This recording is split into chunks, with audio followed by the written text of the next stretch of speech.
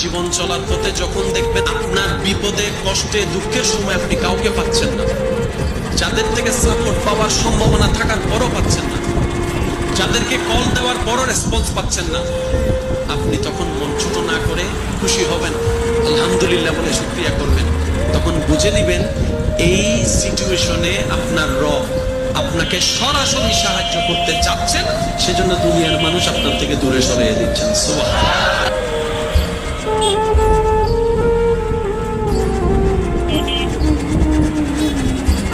জীবন চলার পথে যখন দেখবেন আপনার বিপদে কষ্টে দুঃখের সময় আপনি কাউকে পাচ্ছেন না, যাদের থেকে সাপোর্ট পাওয়ার সম্ভাবনা থাকার পরও পাচ্ছেন না, যাদেরকে কল দেওয়ার পরও রেসপন্স পাচ্ছেন না, আপনি তখন মন ছোট না করে খুশি হবেন, আলহামদুলিল্লাহ বলে শুকরিয়া করবেন।